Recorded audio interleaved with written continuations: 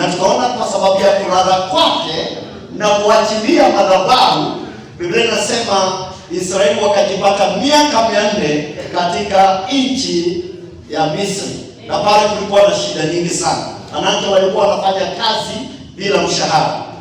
Lakini nataka kushukuru mwanzo wa ukombozi wao, Biblia imetuambia ni Mungu aliyemtokea Mose. Amen. Tusalie nione kama tuko pamoja. Amen. Ni Mungu alimtokea Mose.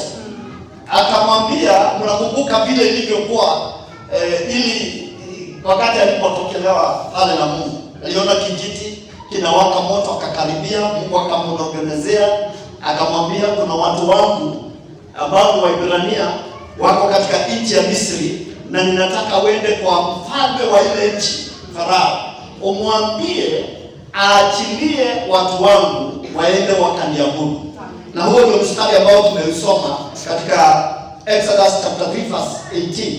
Biblia inasema akamwambia, nenda mwambie mfalme wa Misri apatie watu wangu ruhusa waende wakamwabudu siku 3. Nasema Bwana asifiwe. Na Mungu akamwambia, lakini ninajua hata utakapoongea na yeye hatakubali. Hii kumaanisha kwamba mfalme wa Misri, Mungu alijua moyo wake umekauka kiasi kwamba hawezi kukubalia Mwibrania aondoke katika Misri aende safari ya siku 3 ibada.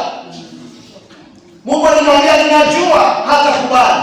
Na ukisoma pale utasikia vile Mungu alivyomwambia Mose na kila atakachofanya. Lakini kwa leo nataka niseme maneno haya kwamba Mungu ndiye aliyemwambia Mose, nenda uombe ruhusa uende ibada. Amen. Uende uombe ruhusa kwa mfalme, muende ibada. Amen.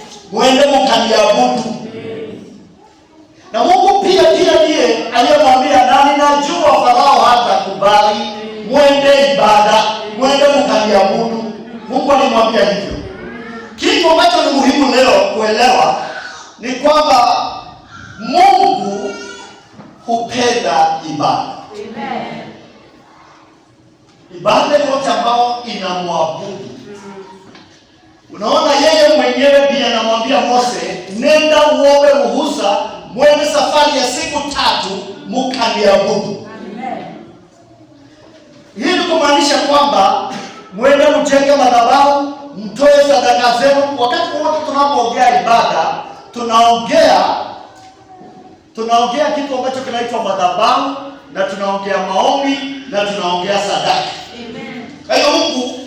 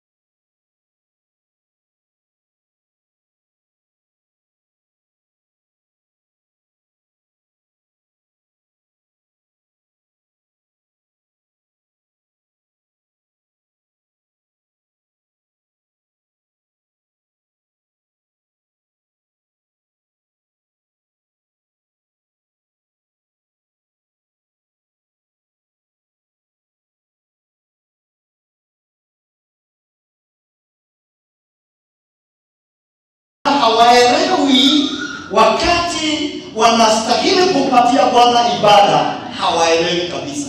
Lakini muelewe, madhabahu tunatengeneza ili tumwabudu Bwana. Amen.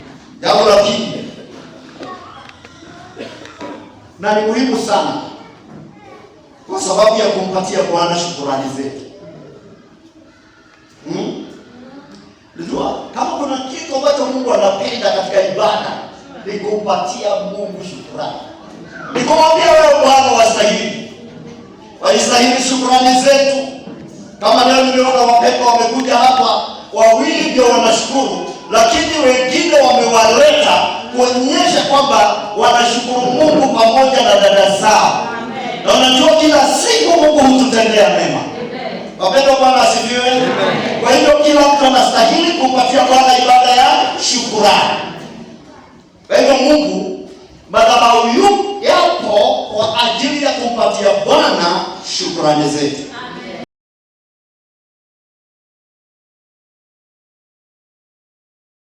Mungu anapojitokeza kwetu. Niliangalia tumerera. Na hivyo ndivyo tumeona katika Genesis chapter 12. Mungu anapojitokeza kwetu. Mungu anapojitokeza kwako. Unapoona matendo ya Mungu. Tumeona Pastor William ameona matendo ya Mungu wakati kijana amemalizia masomo. Na leo amesimama kwenye madhabahu amwambie Bwana, si kwa nguvu zangu, si kwa uwezo wangu, sio kwa wingi wa mali. Bwana ni wewe umetenda haya. Nasema Bwana asifiwe.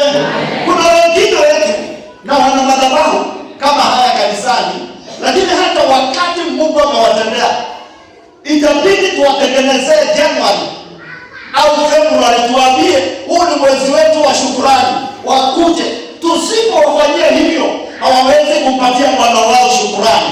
Lakini niwaambie, mtu yeyote aliye na madhabahu yapo kumpatia Bwana shukrani zake.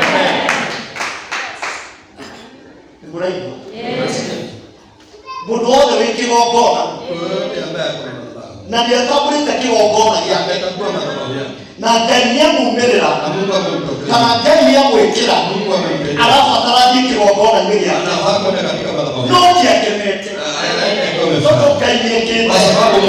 Haleluya. Aje amefurahia, ana wimbo akiimba na watu wote watambue Mungu amemtendea. Kuna watu walioponywa, wale ambao walikuwa wenye ukoma, na walipoponywa aliyerudi kumpatia Bwana, aliyerudi kwa Kristo, Biblia inaonyesha kwamba alirudi akiwa na sifa, akimshukuru Yesu kwa yale aliyotenda. Bwana anapokutendea, rudi kwenye madhabahu yako, na madhabahu yako kwa ajili ya shukrani zako. Kaienda atirelea wekera hoka na ile kama kwa tekera ugashoka au wekera leo hoka au wekera leo hoka kaienda kutuwekera maiki ili turudi kote mara nyingi kumpatia shukrani. Gai ni muhimu. Umesikia? Tuko na madhabahu kwa sababu lazima tuyarudie maombi yetu yanapojibiwa. Amen. Nimewaambia nataka kuongea mambo yanayohusiana na madhabahu. Kama una madhabahu, unatakiwa kuendea madhabahu hayo maombi yako yanapojibiwa. Na jambo lingine,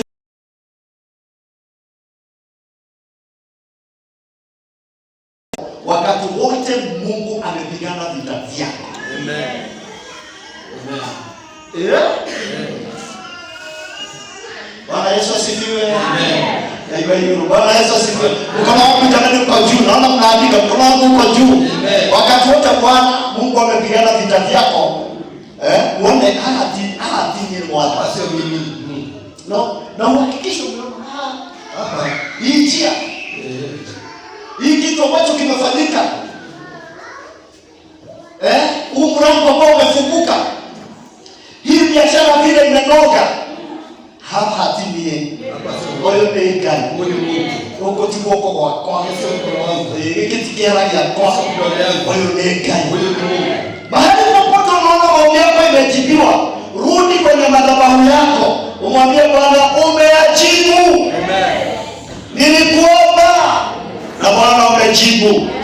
Shukrani ni kwako Jehova. Nasema haleluya. Na jambo lingine ambalo ni la mwisho hapo katika kiwango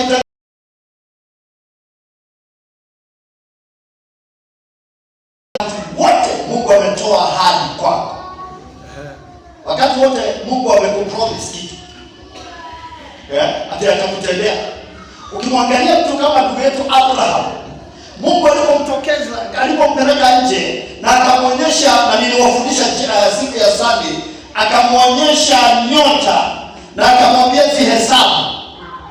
Abraham alipotoka hapo, kwa ajili ya only that promise. Na umeona hata mstari wa 7, Mungu anapompromise anamwambia katika sura ya 12 mstari wa 7, Mungu anapomwambia nitapatia uzao wako nchi hii.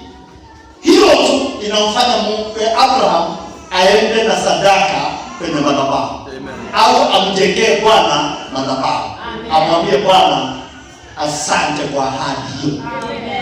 Kwa hivyo ahadi za Mungu hazipokelewi mikono mitupu, zinapokelewa kwa njia ya ibada ya kutoa. Praise God. Amen. Mtu aseme amen. Unasikia hiyo? Wakati wote Mungu amepromise. Ndio kwa nini nyinyi unabii haukujagi kwenu mara nyingi? Hata mnaweza maliza ibada hii na imalizike bila kutolea unabii. Kwa sababu gani? Hata mkitolea unabii, hakuna mtu anayeenda mbele za Bwana na sadaka aseme, hiyo Bwana umeniahidi utanibariki. Hiyo Bwana umeniahidi utanipigania.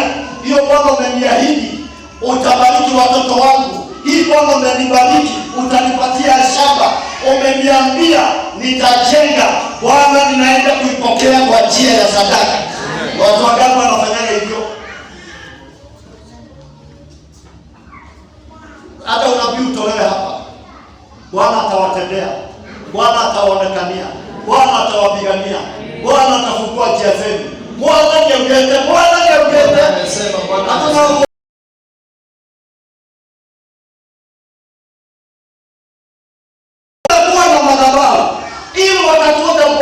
anapotoa ahadi yake, unaenda kwenye madhabahu na sadaka yako ya kupokea kile ambacho Bwana amekuahidi. Amen. Kwa hiyo sio gani ahadi za Mungu. Itihapo kagero tasia Mungu.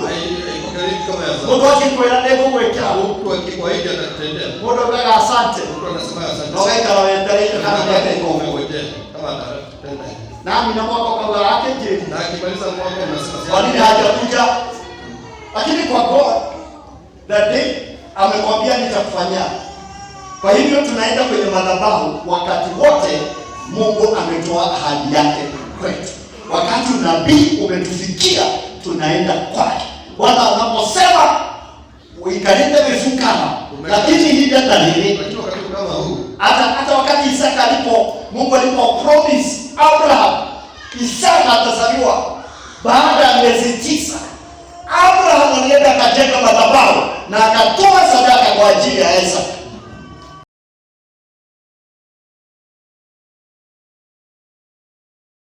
Watu wengi hawanagi mkono wa Mungu. Hata akitenda hawanagi kwa sababu hata hakuenda kwenye madhabahu. Wengine wamekaa kulalamika kwa sababu ati Mungu aliahidi lakini hajatenda. Amekaa na alisema atatenda. Tunaishi kulalamika. Lakini huwezi pokea ahadi za Bwana kuliko. Jambo lingine unatakiwa kuelewa. Katika Exodus 24:4 unaona Mose anapojenga madhabahu anajenga akitumia mawe 12. Hapo ukiangalia utaona akitumia mawe 12. Hii ni kumaanisha kwamba kila madhabahu inatakiwa kuwakilisha jamii yote. Najua kuna watu ni vizuri kuelewa, acha niseme ni vizuri kuelewa kwamba hii mawe 12 ambayo yamejenga madhabahu haya ni makabila 12 ya Israeli. Kila jiwe linawakilisha kabila. Kila jiwe linawakilisha kabila. Sasa sadaka inapotolewa kwenye hayo madhabahu, watu wa Benjamin wanabarikiwa, watu wa Juda wanabarikiwa, watu wa Yusufu wanabarikiwa. Kwa sababu nini? Kwenye yale madhabahu kila familia imewakilishwa. Wapendwa, amen. Siku hizi mambo ni tofauti. Unaweza kuona mama, wewe ni mtu wa ibada na baba ni mtu wa ibada, lakini madhabahu ya mahali yanaabudu, watoto wake hawaeleweki, hawajulikani. Unajua madhabahu inajua watu wake. Kwa nini Mose ameleta mawe 12 ili yanaponena kuhusu kabila fulani Mungu haitafutilii, ipo kwenye madhabahu na imeakilishwa.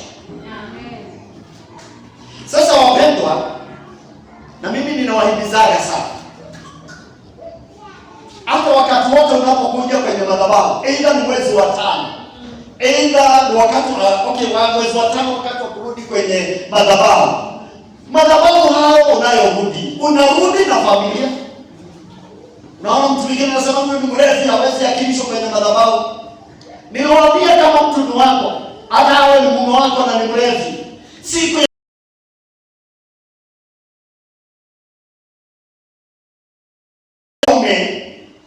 na hawajaokoka, mimi ninapokutana nao, mimi kama Pastor Mugai, ninapokutana nao ninawaambia, wewe ni mshirika wa kanisa letu. Ni vile utakuja. Amen. Mama Maikope piga makofi maana anajua hivyo. Ninawaambia hivyo. Nikikutana na watu na yeye si wa kanisa, namwambiaga wewe, na nikikutana na watoto wewe nawaambia, unajua nini ni wa madhabahu ya asubuhi ya Cathedral. Kwa sababu nini? Mama ni anaabudu hapa. Na yeye anatakiwa kuomba, ameakilishwa hapa. Amen. Na sasa jana nilituma mwanaji mmoja, nikamwambia nenda umwambie mama nimekuchuna. Na mwambia aje aniulize kwa nini sikumchuna. Na nimeona huyo mama hapa. Aje aone huyo alichina. Lakini unaona aje? Wapendwa, Bwana asifiwe. Unaona aje huyo msichana amefanya hivyo? Madhabahu haya leo wanabarikiwa mpaka na mama. Wewe kama ungeleta mtoto wako, ungeleta nani aje? Sasa ninyi mnaleta na watu mambo ikiharibika. Opea, fanya. Lakini wakati wote ambapo natakiwa kujenga madhabahu na watoto na familia, wewe majiwe yao yapo kwenye madhabahu haya, hautakani kufanya hivyo. Na wewe unatakiwa kufanya hivyo na sadaka zako. Amen. Gani? Ndio mtiria? Ndio. Akonda mtiria. Amen. Nasema tena, sema amen. John akilishwe, Anania akilishwe, Michael akilishwe, John akilishe Talia, John akilishe True na kadhalika. Hivyo ndivyo kujenga madhabahu. Ya? Kaiwa hilo. Kemuraijwa. Naru wake, mwaki kichia pikiri tomadio wasia kibondo. Alizaliwa na nani huyu sasa? Na mali yake kia madami. Alikuwa naye katika Kondo ya shia ndio. Lakini ndio ni alizaliwa na. Ndio kimura ya madhabahu. Ndio mleti wa madhabahu. Ndio ya shia ndio ndio yake. Au alizaliwa na nani? Asio pi mode yake. Wale wabaya kabisa wale mchungaji. Damu itika. Nimekubali. Wanaliani piu hata wale wale kabisa. Ya? Bude hagene. Wapo mwale. Fatatu kama hemo kama dhenisho. Watu swale. Na sadaka ya nitereka. Na sio sadaka zenyu nataka. Gaya itie sadaka na ndio ndio ndio. Mungu akienda kuhusu sadaka alikuwa. Mtoto sadaka ikiitishwa siku hizi watu wa leo wanasemaga ni muhujani muhu. Anasema mchungaji akaja. Mimi nimekaja? Hapana. Mimi ninawaambia Mungu anaitwa Mungu wa madhabahu, Mungu wa sadaka. kwa sababu huwezi abudu Mungu wa Israeli bila sadaka. Kwa hivyo kila mtoto anatakiwa aakilishwe. Sema amen. Watu wengine mkirudi kwenye madhabahu hata saa hii pengine kuna mtu ameweka 20 shillings. Nguvu ya madhabahu, nikimalizia hapa, wengine nitawafundisha Sunday. Ukiangalia katika 1 Chronicles chapter 21 verse 24, yaani Mambo ya Nyakati 21 wa kwanza mstari 24, unaona Daudi akimwambia Arauna, sitamtolea Bwana sadaka ambayo sijagharimikia. Sitatoa sadaka. Kwa hivyo madhabahu yako yanahitaji sadaka ambazo wewe mwenyewe umegharimikia. Na niliwaambia Sunday, madhabahu sio dustbin. Kila sadaka yako inamaanisha. Sijui kama ninaeleweka. Hebu nifanye kama mnaelewa. Kila sadaka unayotoa kwenye madhabahu inamaanisha. Iwe ni ndogo sana. Kuna mama mmoja alienda na peni. Yesu akiwa amesimama wakati wa sadaka na kuangalia chombo ambacho kilikuwa kinawekwa sadaka. Yesu aliposimama akaangalia mama ambaye ametoa peni, alisema maneno haya na akatangazia hekalu. Akasema yule ambaye ametoa kwa wingi ni huyu mama. Amen. Kwa sababu nini? Sadaka yake ilikuwa imetoka mpaka kwa moyo wake. Ilikuwa imetoka, alikuwa ameitoa na nguvu zake zote. Sasa sadaka yako unayoileta kwenye madhabahu hata leo inamaanisha miabiria kintu. Ielekeze mahali. Oh. Hebu shaka mtu mwambie ielekeze. Na mwenye kule watu video ikani. Umeshafundishwa tena. Umeshafundishwa. Kwa sababu jamani, nini mnaletaka sadaka ambazo hazijaelekezwa? Yeah? Richard ni mshuhuda. Mtu anaenda kwenye pesa zake, anaangalia ile karatasi imeraruka, hakawezi kukubalika mahali. Richard kala tupo. Richard ni kweli. Yeah? Kale karatasi yako akawezi kubarika. Sasa mtu anatoa hako kawe sadaka yake. Alafu mhubiri anasimama hapa, anaomba mpaka anatoa kajasho, lakini anaongea karatasi kameraruka abako akala na mali. Na unataka ati hiyo maombi kufanyie kazi. Alikomona ngado ikiwa mmekanida. Mahoya yero. Naombewa. Naomba ikuka goto. Akiwa anaenda kule. Todo na ninyo mutiwe. Ninyo mjui. Ndo mumenye mu. Lakini mjui sikale. Na mtu ukiokaga haha tu. Aone ni aruta. Aone tu ametoa. Aone tu mimi nimetoa na watu wameona. Ona ukiokaa kinaona kana hata mwingine anakuja akiangalia kama ameonekana na watu. Sasa hii sadaka si yako na mtu. Ni yako na familia na mahitaji yako na kwa maeneo ingata. Na ile mashetani yanafukuza. Hii sadaka ni yako kufanyia kazi. So kila sadaka unayotoa kwenye madhabahu yako ndio inapatia madhabahu yako nguvu. Amen. Au inapunguza madhabahu yako nguvu. Sadaka ile tu utakanayo kwelo nisio hii akakiwa kona ya kunya. Kadhalika bibi kilogona ya kuinya. Na hinyama wakiwa kona ndio kutotajira leo. Ndio wewe kufanyia kazi. Nguvu ya madhabahu ni sadaka. Amen. Si maombi ambayo pasa naomba.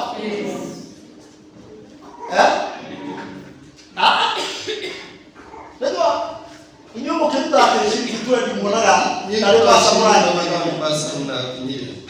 Ndio ni mwema. Sio wake kweli. Kaimele tena shia. Mungu ana njia zake. Si yako shughulikia mwenendo ya kulia yule ambaye amemtuma.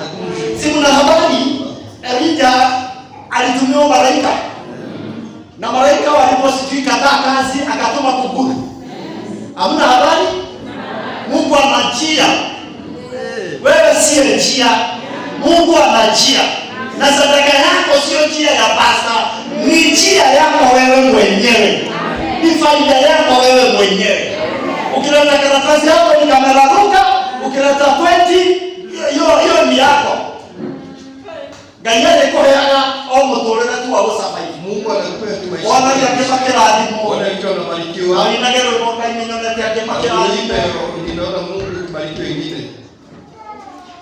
Na toika bana. Na tutaka na wewe. No heka kidogo. Wewe ukikosa tu hapa. Hata nimetia mno. Toa ndio ya kudele kidogo yote. Akiba yako iweze karata ni gataro kule. Ile karatasi. Kajokewa mzigo wa kuki. Ongeza akiba nini?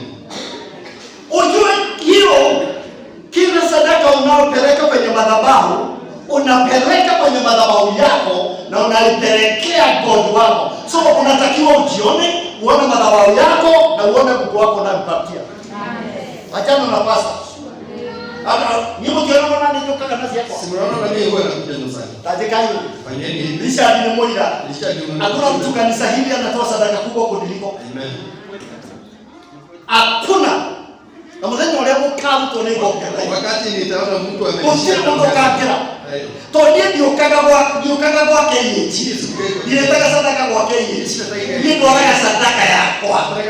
Wewe kali wako Mungu wangu. Unaona mimi naleta fungu la 10 every Sunday. Mimi sijakosa. Kwa sababu nini? Ninaendaga mbele za Bwana, ninamwambia Bwana, umenifungulia, umenibadilisha wiki hii, nifungulie hata wiki kesho. Amen. So mimi ninaendelea kwa God. Ninaendelea kwa madhabahu yangu. Kwa hivyo sadaka yangu ni mimi na madhabahu yangu na Mungu wangu. Amen. Kwisha. Amen. Amen. Gani mwega? Bwana ni mwema. Na wewe mtu akiuga sasa ukiwa unaletea sadaka. Usikie mtu Ukajitete kuja kushika sadaka yako. Adu akimage hiko mayo kakanisa. Wengine watakosa wakosa. Yeye kanisa kitanga hiyo kanisa ndio Kanisa ikitangaza. watu wapenda tishia kwa nini? Kwa sababu sio zaidi. Hey, imenitoka.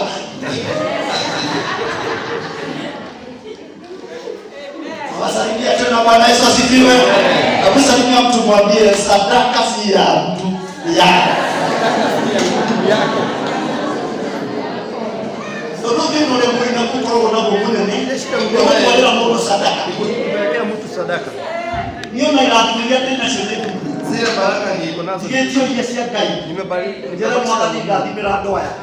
Kwa Mungu nibarikie watu wangu. Na hapo ni hata kile kile kile. Hakuna Watu mwana ni gadi bila. ni kuambia Mungu Gadi bila ndoa. Toshi kwa nini tike moigana. baraka zangu hazitosha. Ile mtu haifai kumwelekea kwa mboni yake na Sasa hivi haifai kumwambia nimeishi.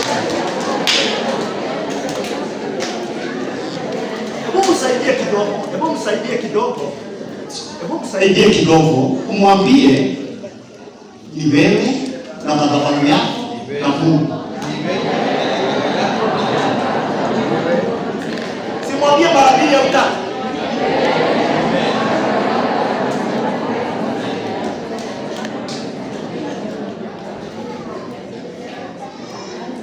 Ni wewe na madhabahu yako na Mungu. Abrahamu alipotoa umesikia Sara alikuwa hapo? Umesikia mtu mwingine hapo hata ngombe yake? Ni yeye na madhabahu yake na Mungu wake.